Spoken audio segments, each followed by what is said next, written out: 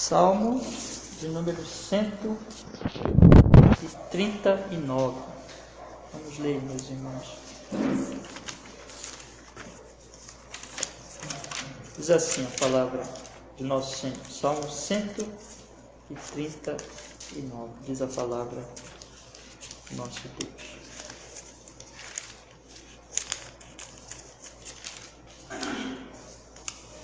Senhor, Tu me sondaste e me conheceste. Tu sabes o meu assentar e o meu levantar, e de longe entendes o meu pensamento. Cercas o meu andar e o meu deitar, e conheces todos os meus caminhos. Não havendo ainda palavra alguma na minha língua, eis que logo, Senhor, tudo conheces. Ó Senhor, tudo conheces. Tu me cercastes por detrás e por diante, e puseste sobre mim a tua mão. Tal conhecimento é para mim maravilhosíssimo, tão alto que não o posso atingir. Para onde mirei do teu espírito? Ou para onde fugirei da tua face? Se subir ao céu, tu lá estás. Se fizer no inferno a minha cama, eis que tu ali estás também. Se tomar as asas da alva, e se habitar nas extremidades do mar, até ali a tua mão me guiará, e a tua destra me susterá. Se disser, de certo que as trevas me cobrirão, então a noite será luz à roda de mim. Nem ainda as trevas me encobrem de ti, mas a noite resplandece como o dia. As trevas e a luz são para ti a mesma coisa, pois possuíste as minhas entranhas, cobriste-me no ventre de minha mãe. Eu te louvarei, porque de um modo assombroso e tão maravilhoso eu fui feito. Maravilhosas são as tuas obras, e a minha alma o sabe muito bem. Os meus ossos não te foram encobertos, quando no oculto fui feito e entretecido nas profundezas da terra. Os teus olhos viram o meu corpo ainda informe, e no teu livro todas estas coisas foram escritas, as quais em continuação foram formadas, quando nem ainda uma delas havia. E quão preciosos me são, ó Deus, os teus pensamentos. Quão grandes são as somas deles. Se as contasse, seriam em maior número do que a areia. Quando eu acordo, ainda estou contigo.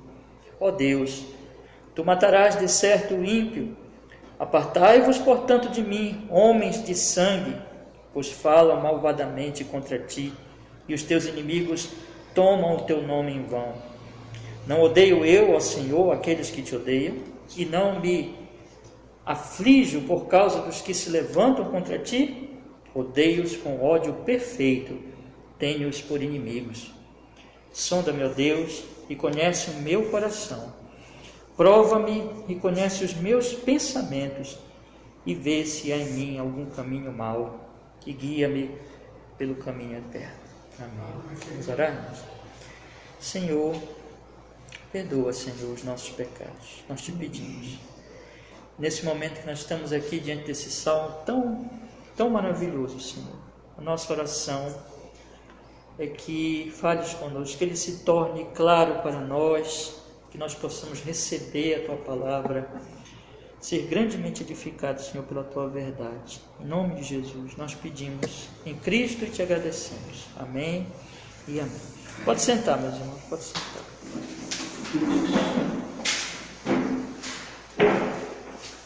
Finalmente, irmãos, chegamos aqui nesse salmo, que é um dos mais belos. É um salmo assim que eu lembro da minha mãe lendo esse salmo quando eu era criança, né? Então, ficou assim na minha memória muito fortemente desde a minha infância. Eu acho que todos os irmãos conhecem esse salmo e o têm também na memória, né? É um salmo de Davi. Nós estamos aí, Salmo 139, como diz aí no título, logo abaixo aí do negrito, Salmo 139, que diz Salmo de Davi para o músico bom. E é um salmo, meus irmãos, que basicamente é uma meditação, uma oração ao Deus, ao mesmo tempo que ele está pensando neste Deus, na glória deste Deus, nos atributos gloriosos deste Deus. Ele vai pensando, ele vai refletindo em quem Deus é, como Deus é. Como Deus é, claro, não conforme a mente dele, não conforme aquilo que ele imagina que Deus é, porque se fosse assim, não falaria essas coisas, né? Porque o homem, ele não quer um Deus assim. Ele não quer um Deus, por exemplo, só para vocês entenderem um pouco o que eu quero dizer, um Deus que o vigie o tempo todo. A coisa que mais os homens querem é um Deus que não esteja muito preocupado com seus pecados, né? Um Deus que não esteja presente sempre, um Deus que, se pudesse fazer algumas coisas escondidas dele, ou que ele não se importasse, um Deus que não fosse assim tão santo, né? Então, essa ideia que as pessoas sempre rebaixam Deus, o homem natural sempre rebaixa Deus ao seu próprio entendimento, que gosta das coisas que ele gosta, que ama os seus pecados, mas Deus não é assim. Deus é santíssimo e Deus está presente o tempo todo, é onisciente, é onipresente, é justíssimo e é Senhor, soberano, né? Então, essa ideia que Davi apresenta de Deus, só por essas verdades que eu acabei de lhes dizer, pelo que a Bíblia mostra que o homem ele é cego de coração, essa ideia não é de Davi. Davi não está pensando aqui em Deus conforme o seu entendimento, as suas concepções, mas ele está pensando em Deus conforme Deus se revelou a ele. Deus tem se revelado a Davi, Deus se mostrou assim, e ele então começa a pensar nisso. Isso causa nele, meus irmãos, na verdade, dois sentimentos básicos que nós vamos observar aqui. Um sentimento de louvor, de adoração, né? Ele diz aqui no versículo 14, eu te louvarei, porque de um modo assombroso e tão maravilhoso fui feito. E um sentimento também de temor santo, diante de um Deus tão santo. E por isso que ele vai dizer, sonda meu Deus, no versículo 23, conhece meu coração, prova-me, conhece meus pensamentos, vê se há em mim algum caminho mau. Então é um sentimento de louvor, de adoração diante da glória do Senhor, e também de temor, de reverência, de respeito a esse Deus tão santo, a esse Deus tão glorioso, meus irmãos. Então, nós temos aqui essas reflexões de Davi, e aí nós podemos dividir o salmo, e eu queria dizer para vocês assim, esse é um salmo tão rico, meus irmãos, tão rico. Esse é um dos salmos assim nosso propósito é meditar nos salmos a cada terça-feira. Nós estamos nisso já há vários anos, pela misericórdia de Deus. E alguns salmos eu penso em voltar e tratar deles com assim, algumas séries que pretendo fazer ainda, talvez na escola dominical, talvez no culto à noite, de domingo, para nós extrairmos e detalhar mais algumas verdades desses salmos, mas esse é um deles que eu gostaria de voltar, mas ele é muito rico, e tudo que nós vamos fazer hoje é realmente olharmos para ele de uma maneira assim, como um sobrevoo, né? De uma maneira bem superficial, mas com a graça de Deus, conforme a verdade aqui da palavra. Então, vamos olhar para o Salmo, irmão. Nós podemos dividi-lo aqui em 4 partes. E veja, como eu disse, ele está falando sempre de Deus, né? Ele está refletindo sobre Deus. Primeiro, sobre o Deus onisciente, do verso 1 ao verso 6. Depois ele pensa no Deus onipresente, do verso 7 ao verso 12. Depois ele pensa no Deus criador, do verso 13 ao 18. E podemos dizer também criador e provedor, Deus que o mantém. E finalmente ele pensa no Deus juiz, do verso 19 ao 24. Então, esses 3 pensamentos sobre Deus: onisciente, onipresente, criador, juiz. E de 6 em 6 versículos, né? Interessante, está bem divididinho aqui. De 6 em 6 versículos ele vai pensando, meus irmãos, sobre Deus.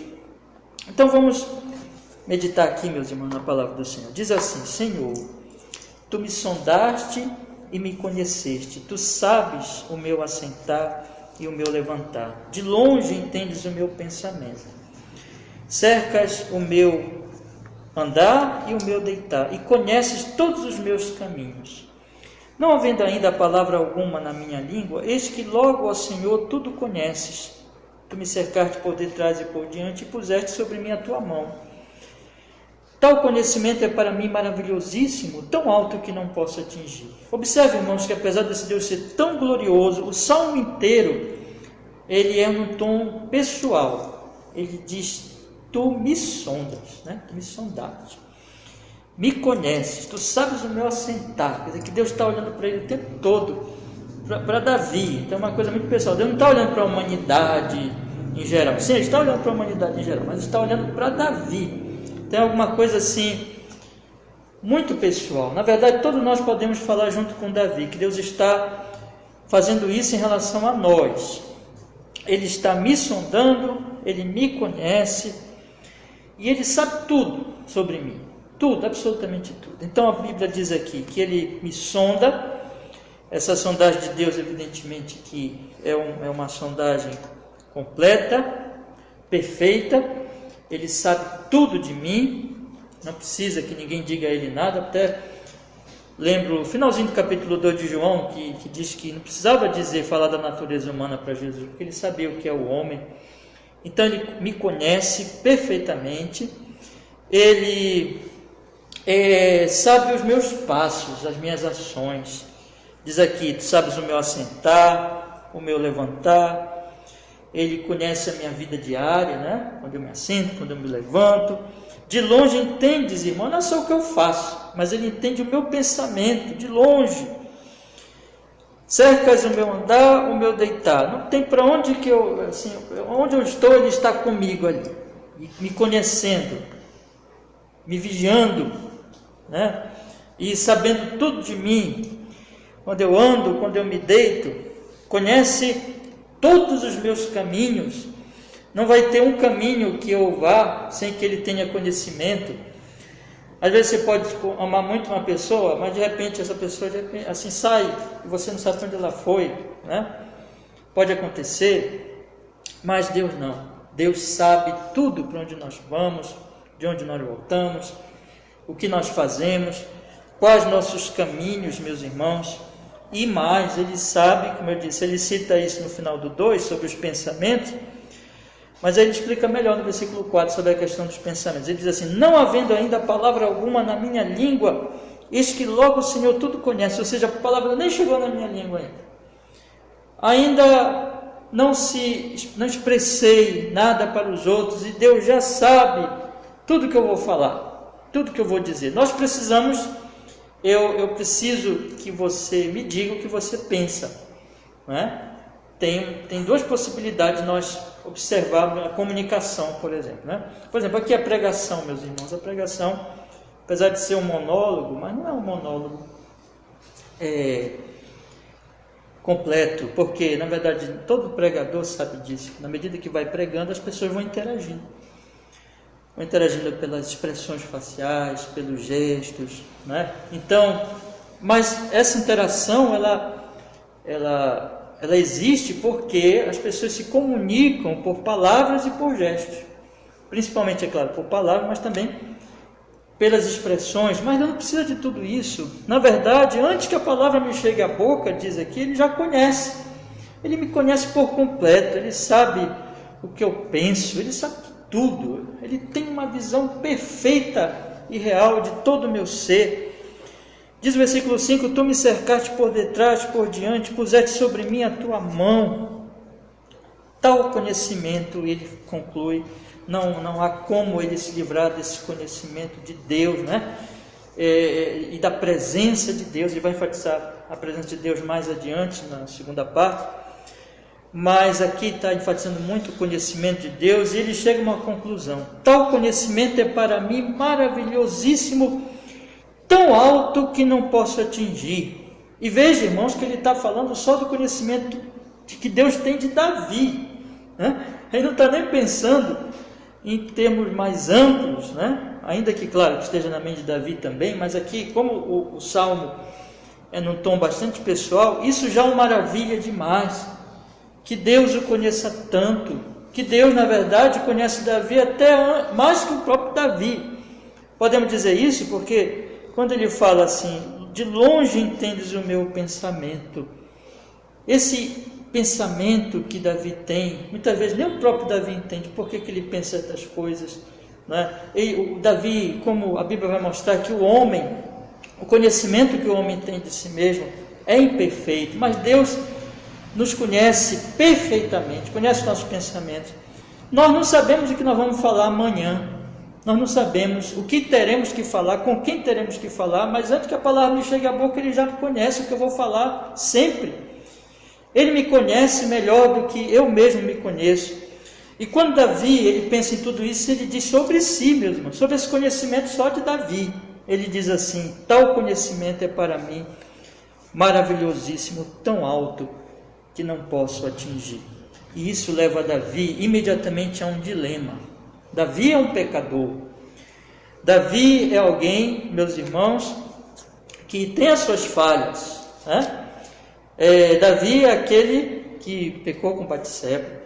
Davi é aquele que encobriu o seu pecado, tentou encobrir o seu pecado. É aquele que encobriu o seu pecado de si mesmo. Mas é aquele também que recebeu o profeta Natan, que disse a ele: tu pecaste, tu é o homem.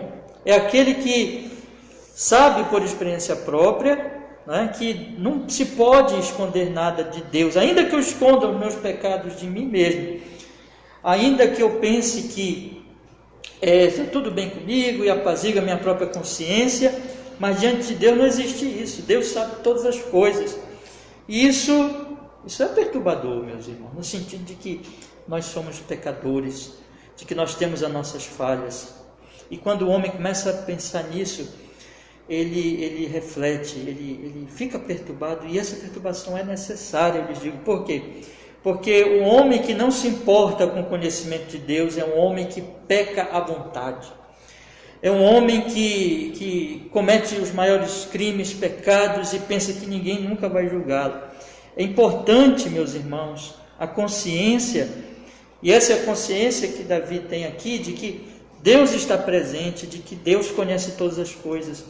Então ele diz assim, aqui assim, bastante poético, mas há um princípio aqui, meus irmãos, em que Davi pensa, né? Como posso me esconder deste Deus? Para onde fugirei da tua presença? Para onde eu vou me esconder para que tu não saibas alguma coisa de mim? Aí ele começa a falar disso. Veja o que ele diz no versículo 7, vamos ler. Para onde me irei do teu espírito?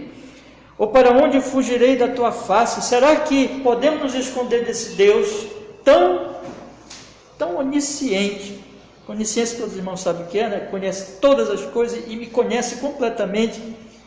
Posso fugir dele? Posso me esconder dele? Vocês lembram, irmãos, que Adão tentou se esconder de Deus, né? O Senhor disse: onde estás? Quando Adão, ele não tinha pecado, ele não se escondia de Deus, não fugia de Deus. Mas foi só Adão pecar, Adão se escondeu de Deus. Mas ele não pôde se esconder de Deus.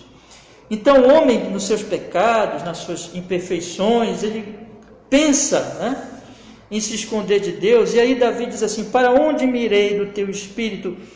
Ou para onde fugirei da tua face? Aí ele começa a falar: se eu subir ao céu, lá tu estás. Se fizer no inferno a minha cama, eis que tu ali estás também. Inferno aqui no sentido de sepultura. Então, se eu subir aos céus, tu está lá. Se eu ali me coloco na sepultura, num buraco, né? A minha cama faço ali, eis que tu ali estás também. Versículo 9: se tomar as asas da alva e se habitar nas extremidades do mar. Então veja que ele coloca: se eu subir o mais alto possível aos céus, tu vai estar lá. Se eu me enterrar o mais profundo possível, tu estás lá. Se eu for à extremidade da terra, a expressão aqui é o ocidente, né? Então, longe. E se eu for para então esse local bem distante, as extremidades da terra, versículo 10: até ali tua mão me guiará e a tua destra me susterá. Então não posso fugir de Deus. E se eu disser, então veja, se eu subo, tu estás lá. Se eu desço, tu estás lá. Se eu vou para o lugar extremo, tu estás lá. Interessante que ele põe aqui, irmãos: até ali a tua mão me guiará, e a tua destra me susterá. A presença de Deus, e aqui Davi começa a pensar, né? Davi começa a pensar que isso pode ser perturbador, mas não é mal.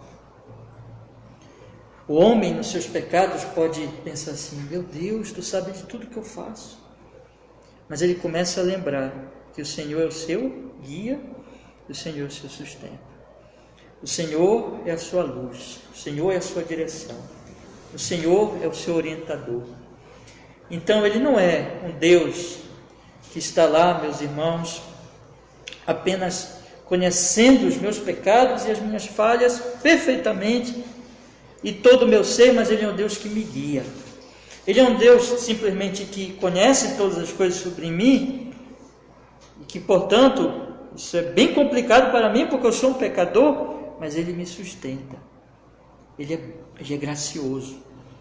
Ele me guia e ele me sustenta. Mas aí Davi continua, meus irmãos. Então ele já pensou: vou para o céu, tu estás. Me enterro, tu estás. Vou para o extremo, tu estás. E aí ele continua no verso 11: se disser, de certo que as trevas me encobrirão, então a noite será luz à roda de mim. Nem ainda as trevas me encobrem de ti, mas a noite resplandece como o dia. As trevas e a luz para ti são a mesma coisa. Então, se eu pensar assim, ele diz assim: eu vou para o céu, se eu subir, tu estás lá. Se eu me enterrar, tu estás lá. Se eu for para o extremo, tu estás lá. Então, eu vou me colocar nas trevas, local escuro, profundamente escuro. Irmãos, você entra na sua casa, é sua casa. A primeira coisa que você faz, o que é? Acender a luz. Interruptorzinho lá, acender a luz. Porque você quer enxergar. Não é bom andar no escuro. Eu posso me bater no escuro. Alguém pode se esconder no escuro. A escuridão, as trevas encobrem as pessoas, encobrem os malfeitores, encobrem os pecados, encobre, não deixa as pessoas verem, enxergarem. As trevas encobrem, a luz revela, as trevas encobrem. O que Davi está pensando aqui é nisso. Está pensando: de onde eu fugirei de ti? Tu estás em todo lugar. Bom, se eu ficar num local muito escuro, e aí? Não adianta. Por quê? Porque ele diz: a noite resplandece como o dia. As trevas e a luz para ti são a mesma coisa. O que a Bíblia diz, irmão? Deus é luz. Deus é a luz. A luz provém do Senhor. O conhecimento, a percepção que nós temos. O que a luz faz, irmãos? Né? Então, a luz, ela nos faz enxergar os objetos, bate lá, volta, né? E eu enxergo os objetos. A luz faz isso. Mas de onde vem isso? De onde vem esse dom? Do Deus que nos dá essa percepção. Quem nos deu a luz? Deus. Quem nos deu os olhos para nós enxergarmos o que a luz nos mostra? Deus. O Deus que dá este dom, Ele mesmo é a luz, Ele mesmo é o conhecimento. Para Ele não tem trevas. Para Ele não existe escuridão. Para Ele não existe nada encoberto. E por isso que Davi diz, nem ainda, eu vou ler do versículo 16, versículo 11, de certo que as trevas me encobrirão, então a noite será luz à roda de mim, nem ainda as trevas me encobrem de ti. Veja, nem ainda as trevas me encobrem de ti. Por quê? A noite resplandece como o dia, as trevas e a luz são para ti a mesma coisa. Eu não posso fugir desse Deus. Eu não posso fugir dele. Se eu subo, ele está lá. Se eu me enterro, ele está lá. Se eu viajo para um lugar extremo, ele está lá. Se eu me envolvo nas trevas, as trevas se tornam luz. E Ele continua me conhecendo. E Ele continua estando presente. Ele é um Deus presente. Não tem como fugir de Deus, meus irmãos. Mas conectado ainda a esse pensamento das trevas, ele pensa no ventre da sua mãe. E ele pensa, meus irmãos, que esse Deus que o conhece, que esse Deus do qual ele não pode fugir, é um Deus também que o fez, o criou. A origem dele está nesse Deus.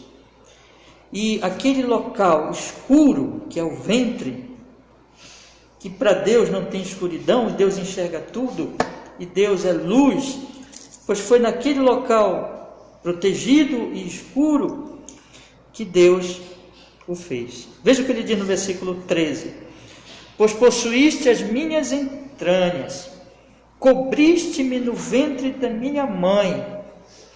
Eu te louvarei, porque de um modo assombroso e tão maravilhoso fui feito. Maravilhosas são as tuas obras, e a minha alma sabe muito bem. Os meus ossos não te foram encobertos, quando no oculto fui feito e entretecido nas profundezas da terra. Aqui é uma linguagem poética, né, para falar do ventre de sua mãe.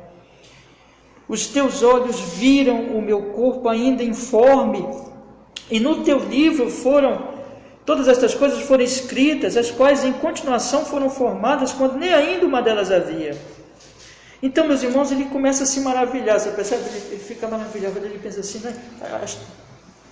As trevas para Deus é luz. Aí ele pensa no ventre da mãe e diz assim, e ele lembra que Deus o fez, que Deus o criou, que Deus de forma assombrosa o fez. Então ele diz no versículo 14, eu te louvarei. Ele começa a louvar a Deus, irmãos. Ele começa a pensar assim, eu não preciso fugir desse Deus, na verdade. Ele já tinha pensado um pouquinho antes, lembra? Esse Deus me guia, esse Deus me sustenta. Mas ele me guia e me sustenta hoje. Mas na verdade ele me criou no ventre da minha mãe. De onde eu vim? De onde veio Davi? De onde nós viemos? Quem nos criou? Quem nos teceu? Quem nos formou? Quem viu, como ele coloca aqui, no versículo 15, os nossos ossos quando eles estavam encobertos, quando no oculto foi feito, entretecido nas profundezas, a substância, o corpo, versículo 16, os olhos do Senhor viram o meu corpo ainda informe, e ele fez tudo isso, irmãos, mas ele fez tudo isso não como um ato, vamos dizer assim, que de repente Deus fez ali, sem um propósito, sem um plano. Veja até onde Davi vai, meus irmãos, e eu queria que vocês percebessem isso. Davi está maravilhado, mas o Salmo 139, de forma especial, ele não é, por exemplo, como o Salmo 104. No Salmo 104, o salmista está pensando em Deus sustentando a terra, né? Mas aqui ele está pensando em si, e ele fica maravilhado. Ele fica maravilhado porque Deus está todo tempo com ele, o conhece completamente, sabe as palavras dele antes que ele fale. Ele fica maravilhado porque ele não pode fugir desse Deus, que Deus está sempre com ele. E ele fica maravilhado com a forma com que Deus o criou, no ventre da mãe dele. Deus o teceu. Deus, como uma bordadeira, né? Foi fazendo a ele, foi produzindo o seu corpinho no ventre da sua mãe, lá na escuridão. Mas quando Deus fez isso, meus irmãos, ele fez conforme um plano, um decreto absoluto, cumprindo esse decreto que jamais falha.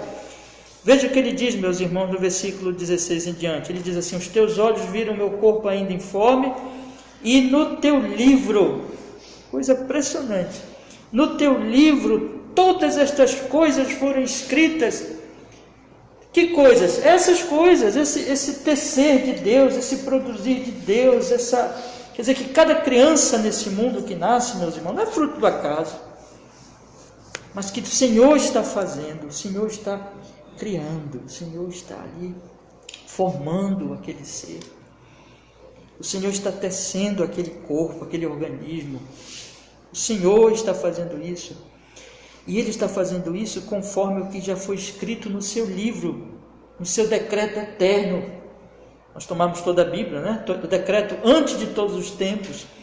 E Davi está pensando nesse decreto eterno. Ele diz assim: no teu livro foram escritas todas essas coisas, as quais em continuação foram formadas, quando nem ainda uma delas havia. Antes de Davi nascer, ser concebido, antes dos espermatozoide fecundar o óvulo de sua mãe, e ali Deus começar a tecer o seu corpo, isso já estava escrito no livro de Deus. Deus já tinha determinado isso, é isso que Davi está dizendo. Há uma possibilidade aqui, irmãos, e algumas outras traduções, elas colocam em relação, na verdade, toda a vida, né? Deus, Ele decretou todos os nossos dias, isso é verdade também, lógico, não somente nosso nascimento, não somente a nossa formação no ventre de nossa mãe, mas todos os nossos dias e até a nossa morte, tudo está no decreto de Deus. Mas aqui, eu fico com a CF, de novo, né? Então aqui a CF, como outras traduções, coloca a relação ao nascimento, porque é isso que está no pensamento de Davi, a concepção, a formação dele no ventre de sua mãe. E é claro que toda a nossa vida está no decreto de Deus, e o Senhor designou, eu vou ler de novo o versículo 16, os teus olhos viram o meu corpo ainda informe, e no teu livro todas essas coisas foram escritas, as quais em continuação foram formadas, quando nem ainda uma delas havia. Ou seja, não foi por acaso. Foi por acaso. Davi começa a pensar nisso. Esse Deus presente, onisciente, que está sempre, conhece tudo dele, antes que ele fale. Esse Deus que, para onde ele vai, Deus está lá. Esse Deus presente, onipresente. Esse Deus é o seu Criador. Esse Deus é aquele que o teceu, que o criou. E ele começa, irmãos, a ficar maravilhado. Olha o que ele diz no verso 17. Quão preciosos me são, ó Deus, os teus pensamentos. Quão grandes são as somas deles. Se as contasse, seria em maior número do que a areia. Quando acorda ainda, estou contigo. Então, ele começa a pensar e fica maravilhado. Repito, irmãos, ele está pensando só no que Deus fez na vida dele. Imagine, né? Que esse Deus é o Criador e é o sustentador de tudo. Davi fica pensando que os pensamentos de Deus são preciosos. Ele já tinha dito, e é um fato muito importante, Davi, ele vai percebendo a grandiosidade desse Deus, da sabedoria, da glória da sabedoria desse Deus. Nós pegamos o versículo 6 com o versículo 17, nós percebemos isso. Vamos ler o 6 e o 17 juntos agora?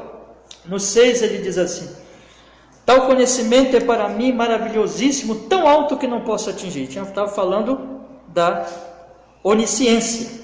E agora ele está pensando, né? Falou na onipresença, e ele está pensando na concepção dele por Deus, e no decreto de Deus se cumprindo nessa concepção. E ele diz de novo: quão preciosos me são, ó Deus, os teus pensamentos, quão grandes são as somas deles. Irmãos, se contasse seria em maior número. Eu não posso contar, isso é infinito.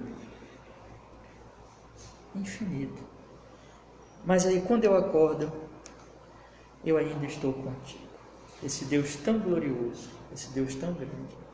Davi dormia e quando acordava, Deus estava com ele. Irmãos, ele se alegra e ele começa a pensar nesse Deus, a louvar esse Deus. E aí de repente, ele se volta para a terra. E o último pensamento do Salmo é um pensamento em que Davi vê este Deus onisciente, esse Deus onipresente, esse Deus que é o seu Criador, que é aquele que o concebeu, mas esse Deus também é um Deus santo, santíssimo. E ele pensa, meus irmãos, de duas formas agora em relação a isso. Ele se volta aqui para a terra, para a presente situação de um mundo caído, de um mundo que, para onde ele olha, há pecadores, há homens ímpios, há homens que desonram esse Deus, desprezam esse Deus, zombam dele, vivem como se ele não existisse, homens que usam o seu nome em vão, homens que, meus irmãos, odeiam ao Senhor Deus Todo-Poderoso. E ele então se enche desse senso de justiça e percebe que virá a terrível ira de Deus sobre esses homens, mas ao mesmo tempo ele não esquece de si. Veja, meus irmãos, que esse é um ponto importante, né? Que Davi não é um fariseu, porque o fariseu olhava para os outros se sentindo melhor que os outros, mas Davi tem um sentimento aqui de que ele vê a impiedade nos homens, mas ele percebe que em si mesmo há imperfeições, há pecados. Então ele vê impiedade nos homens, mas diante desse Deus tão santo, ele sabe que ele precisa ser santificado por ele. Ele precisa ser aperfeiçoado. Ele precisa da misericórdia, da bondade, da graça desse Deus. Então, a última parte ele vai tratar desses dois aspectos. Vamos olhar então. Ele diz assim, no verso 19: ó Deus, tu matarás de certo o ímpio. Apartai-vos, portanto, de mim, homens de sangue, pois falam malvadamente contra ti, e os teus inimigos tomam teu nome em vão. Não odeio eu, ó Senhor, aqueles que te odeiam? Não me aflijo por causa dos que se levantam contra ti? Odeio-os com ódio perfeito, tenho-os por inimigos. É claro, meus irmãos, que aqui não podemos tomar isso como mandamento de odiarmos os ímpios, mas o princípio aqui, e lembre sempre que Davi está falando de forma inspirada, está falando do santo ódio de Deus contra os pecadores. O ódio de Deus é santo, é justo, e ele trará a punição final a esses pecadores. Então, há esse sentimento aqui bíblico, né, da ira. Paulo vai citar Romanos capítulo 1, versículo 16 em diante, né, 16, 18, que a ira de Deus se revela do céu contra toda impiedade e injustiça dos homens. Então, Davi está aqui também expressando essa ira, esse ódio santo do Senhor contra o pecado. Mas o princípio aqui, esse sim que deve ser aplicado para nós, e Davi mostra isso aqui para nós, é que ele não quer comunhão com os ímpios. Que sentido, meus irmãos? No sentido dos seus pecados. Observe que Davi está colocando aqui um contraste entre o conhecimento que ele tem de Deus, o temor que ele tem por Deus, e esses ímpios que não se importam com Deus, que odeiam a Deus e que afrontam a Deus todos os dias. E ele diz assim: eu não quero comunhão com eles. Eu não quero estar com eles nos seus pecados. Haverá sempre uma separação, meus irmãos, entre a igreja genuína de Cristo. Evidentemente, essa separação ela tem de existir, senão não é igreja. Se a igreja, você lembra do Salmo 1, né? Bem-aventurado o homem que não anda no conselho dos ímpios, não se detém no caminho dos pecadores, não se assenta na roda dos escarnecedores. Então haverá sempre essa separação. O cristão, ele amará as pessoas, orará por elas, conforme o princípio mostrado no Novo Testamento, orará até pelos inimigos, pelos que os perseguem, levará o evangelho a estas pessoas, mas não comungará com seus pecados, mas não se assentará com eles nas suas iniquidades. E é esse pensamento que está aqui em Davi, isso nós devemos tomar para nós. Mas finalmente, meus irmãos, ele olha para si, diante desse Deus tão santo, diante desse Deus tão justo, e ele vai lembrar da onisciência de Deus, mas ele vai pedir que Deus o sonde e Deus o guie. E esse sondar de Deus aqui, observe bem agora, está ligado ao guiar. Porque na verdade Deus já o sonda, né?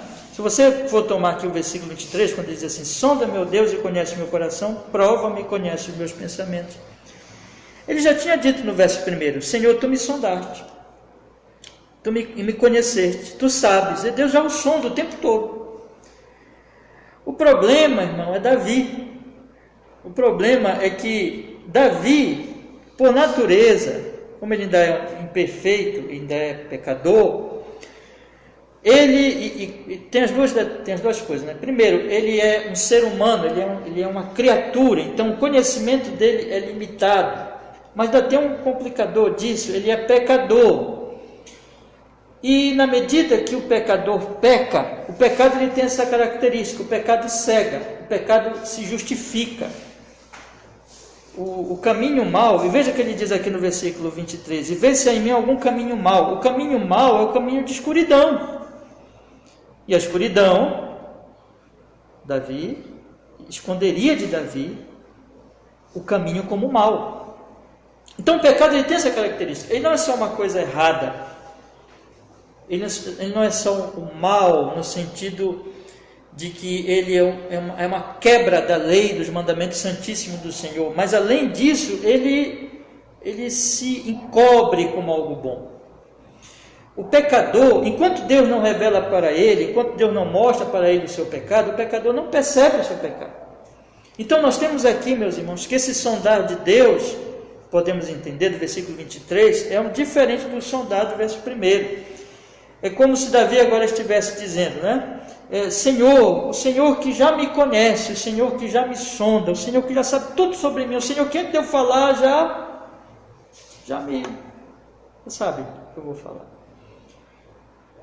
Mostra para mim, Senhor. Só o Senhor pode fazer isso. Se há algum caminho mau.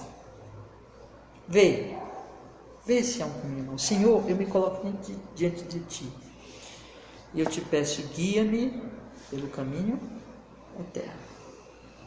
Senhor, me orienta. Vocês lembram que ele já tinha falado aqui no versículo 10, até ali a tua mão me guiará, e a tua destra me susterá. Então aqui, meus irmãos, Davi, diante desse Deus tão santo, Davi se humilha. Davi não olha para os homens como alguém perfeito, não um sentimento farisaico. Ele olha para os homens como pecadores, como ímpios, mas ele também aplica a questão da imperfeição a si próprio. E ele sabe que ele precisa todos os dias de que Deus o ilumine, de que Deus o sonde, de que Deus o guie. Porque se Deus não fizer isso, ele fatalmente cairá em caminhos maus, ele se afastará do princípio do caminho da justiça. Então ele diz, sonda-me, Senhor, o Senhor que é o juiz, o Senhor que sabe tudo, o Senhor que julga os ímpios, o Senhor que já me conhece, que julgará os ímpios, o seu ódio cairá sobre eles, mas que também em relação a mim, o Senhor me conhece. Mostra-me, não me deixa, Senhor, tem misericórdia de mim, me revela os meus caminhos maus e me guia-me pelo caminho eterno. Veja a oposição aqui, caminho mau, caminho eterno. Caminho mau é o caminho de Davi, caminho eterno é o caminho do Senhor. É isso, meus irmãos, o Deus onipresente, onisciente, o Deus onipresente, o Deus criador que concebeu Davi e o Deus juiz, que leva Davi a louvar, versículo 14, mas que leva também Davi a temer esse Deus, ser reverente a ele, versículo 23 e 24. De início ele tentou até fugir de Deus, né? Pelo menos assim, poeticamente, né? Mas depois, refletindo, ele viu que esse não é o caminho, que Deus é gracioso. E ele se volta para Deus. É como assim, se ele tiver tentado fugir, agora ele volta dizendo, Deus, sonda-me, conhece meu coração, prova-me, conhece os meus pensamentos, e vê se há em mim algum caminho mau, e guia-me pelo caminho eterno. 3 pensamentos para nós concluirmos, irmãos. Vamos fazer como Davi, vamos contemplar Deus, vamos meditar muito nele, na sua glória. Não sei como é que está a meditação dos irmãos sobre Deus, mas eu queria lhes incentivar. Uma coisa que os puritanos incentivavam muito, né? Medite. Medite nas Escrituras. Meditar nas Escrituras é meditar em Deus. E você vai conhecê-lo mais, vai amá-lo mais, vai louvá-lo, vai ser quebrantado na medida que você meditar nele, vai ficar extasiado com como ele operou na sua vida, desde a sua concepção, e cumprindo o decreto eterno dele, e te salvou em Cristo Jesus. Em segundo lugar, louve. Louve ao Senhor, irmão. Eu te louvarei, verso 14, porque de um modo assombroso e tão maravilhoso fui feito. Você vai ficar assombrado com o conhecimento desse Deus, verso 6. Você vai ver a preciosidade dos seus pensamentos e a quantidade infinita desde verso 17 e 18. E você vai louvá-lo. Mas também você vai temê-lo. Você não vai tratá-lo como os ímpios tratam. Há um contraste aqui. Os ímpios desprezam a Deus porque não conhecem a Deus. Porque desprezam o conhecimento de Deus. Mas na medida que você conhece o Senhor, você o teme. Mas esse temor não é um temor de afastamento, de medo de Deus, mas é um temor de reverência, é um temor de respeito, é um temor de honrar esse Deus, e que finalmente encerra dizendo, e esse tem que ser a nossa oração, meus irmãos. Eu penso que essa é a mensagem central do Salmo, que nós todos possamos orar, verso 23 e 24. Sonda, meu Deus, conhece o meu coração, prova-me e conhece os meus pensamentos, e vê se há em mim algum caminho mau, e guia-me pelo caminho eterno. Amém. Vamos orar? Vamos pedir que Ele nos abençoe. Vamos orar. Obrigado, Senhor, pela Tua palavra, tão bendita, tão preciosa, neste salmo, Senhor, e nos edifique, nos fortaleça nessas revelações do Senhor aqui como Deus onisciente, onipresente, Criador, provedor e juiz. E podemos também subentender aqui de tudo, nosso Salvador, aquele que nos redime em Cristo e aquele que a cada dia está nos santificando no amado Jesus, por obra e graça do seu Espírito, nos sondando, nos tirando do caminho mau, nos trazendo cada vez mais para a sua palavra. Em Cristo oramos e agradecemos. Amém.